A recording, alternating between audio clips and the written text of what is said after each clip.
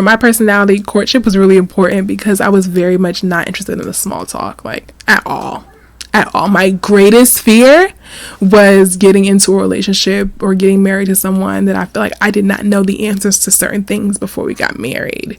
Now, you're not going to know everything. That's just what it is. My mom always said, even before I got married, she says that marriage is the black market. You never know what you're getting. And she's absolutely, and I mean 1,000% correct. There were things that I was very particular about finding out and discovering before entering marriage, and I did that through courtship. It gave me the platform to ask and participate in conversations that were really important to me without the pretense of feeling like, am I doing too much? Am I being too intense? Or I want him to perceive me this way. Nah, like he knew what he was getting. I was a really serious person. The fluff was very much like, let's do that if we're just trying to have fun, but I need to know what we're doing here.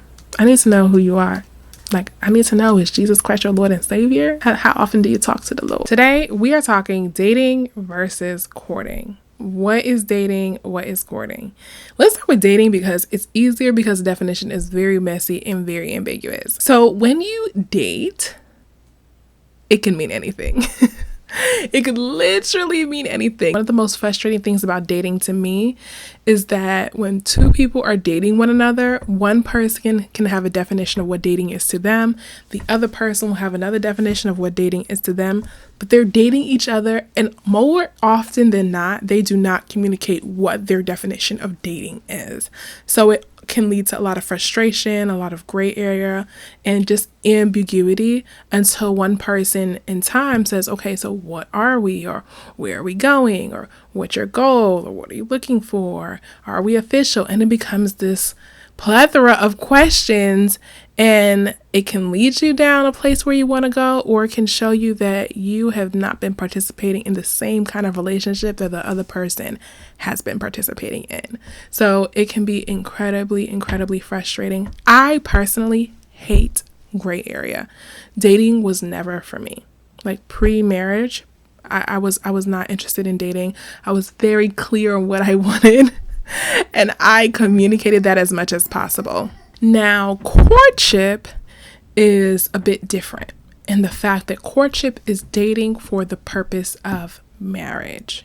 So courtship has a very clear intention, which often is attached to that a clear timeline, clear expectations, and it gives you the opportunity to date very differently. So when you're dating and just dating, you can get to know someone forever. You can get to know someone for 6 months, for a year, and really never know them for their core values, for their expectations out of life, what they're really looking for, and all those things that help you make an informed decision about who you're going to marry doesn't necessarily come up when you're just dating, because it depends on who you're with or how you pursue it or how much time you have, and your conversations can be a lot of fluff. That is how some people find themselves in a marriage with someone who is a complete stranger to them, or they find themselves so caught up in the physical attractiveness that they never know if they've moved past the like stage. I saw a video on social media recently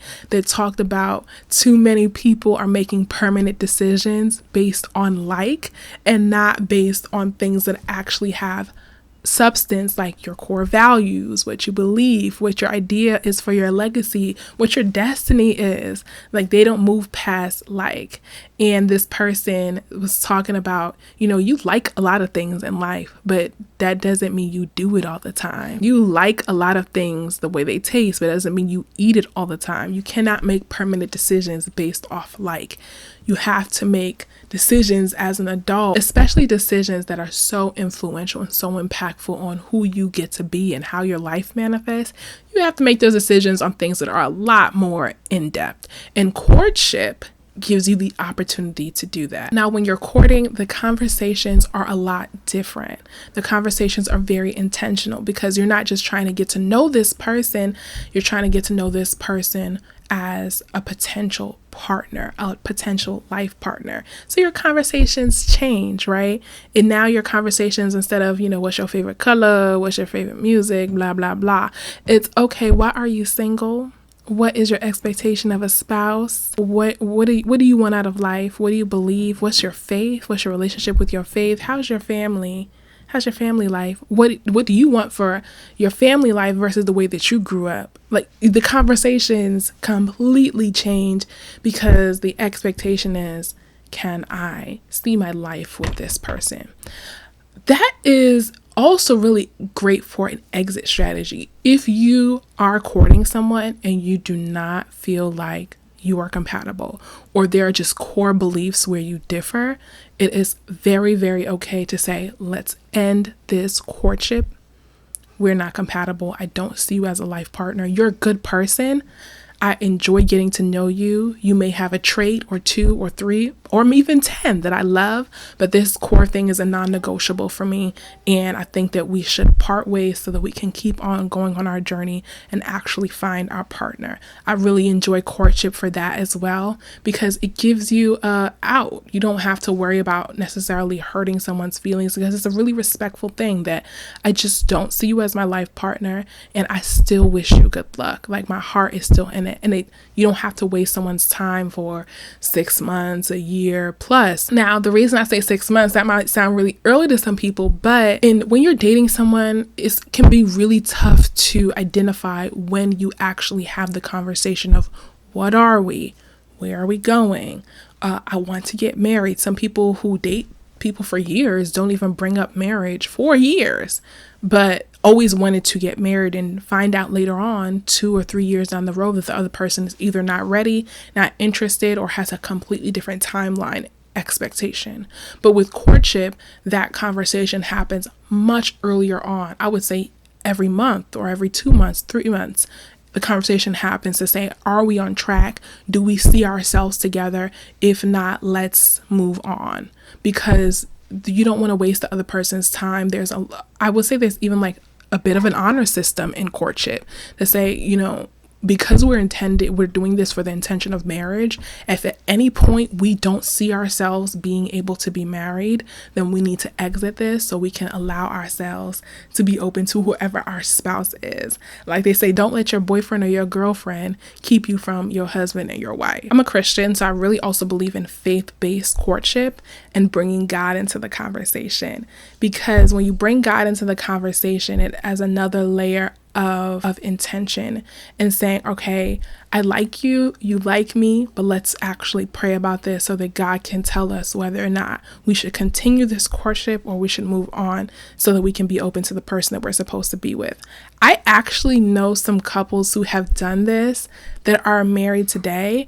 And I know some people who have done this and it has caused to separation. No hard feelings, but it has led to a separation in courtship and moving on to the other thing. I particularly remember one of my friends who was courting her husband, or her husband was courting her, and they got to the point where they had decided that we have things in common. We have core values that are the same. I like you. We get along. We have chemistry.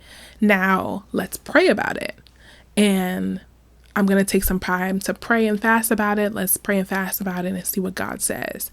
And upon them praying and fasting, they received confirmation and were able to then lead directly into marriage.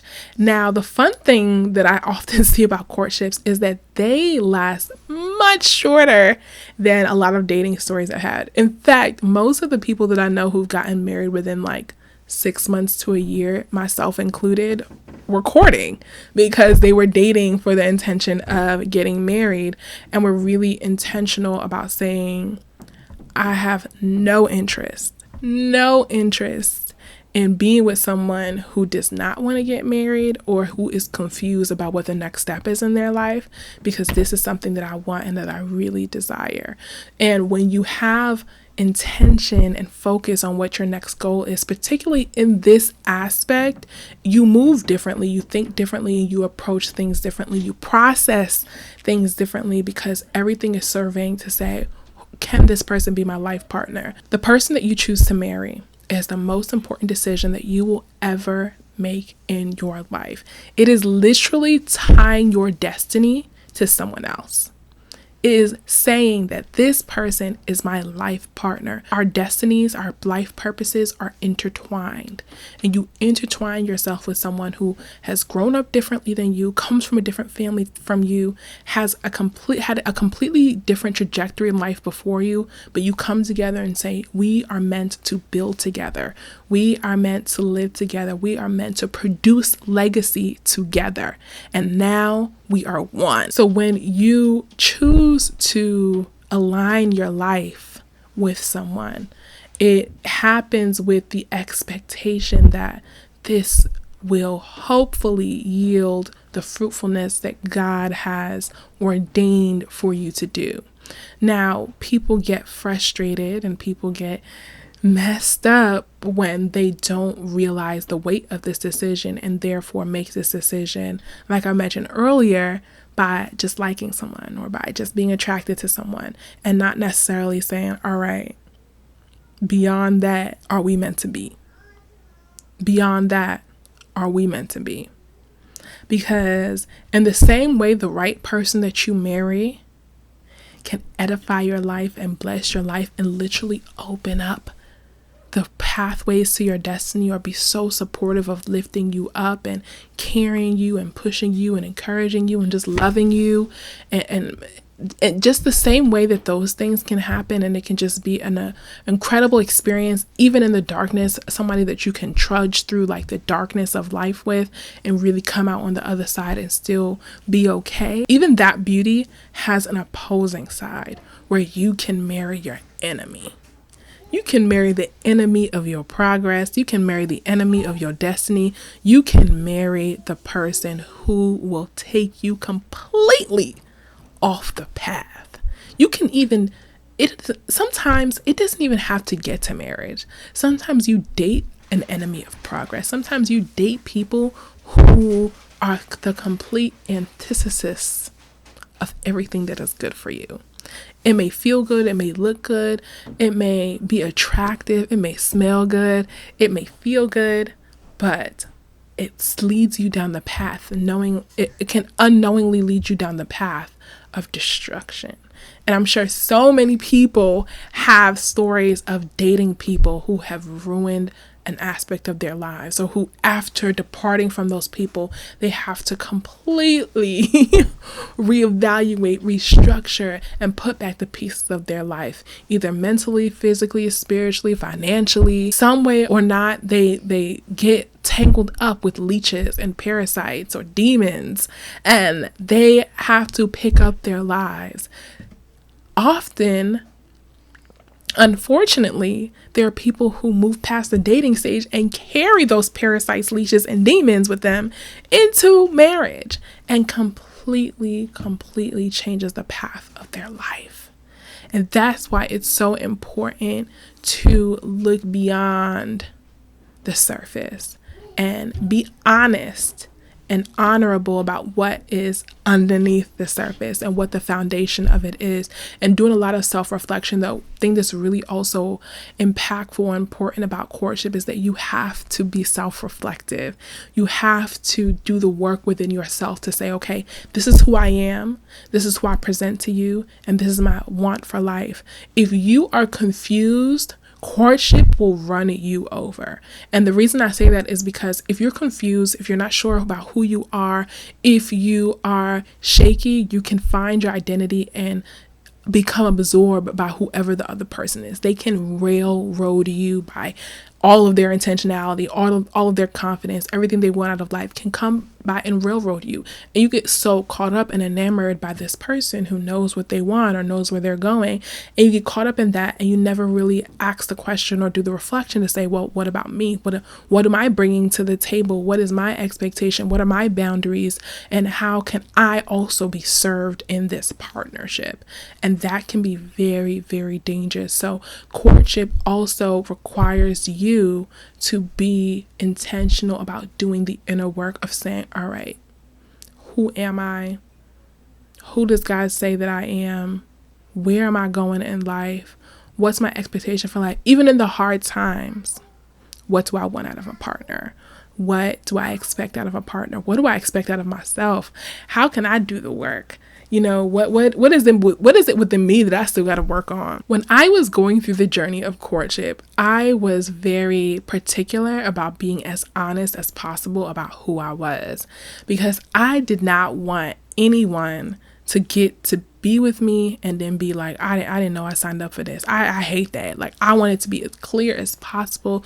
This is me. Can you deal with it or not? Am I for you or not?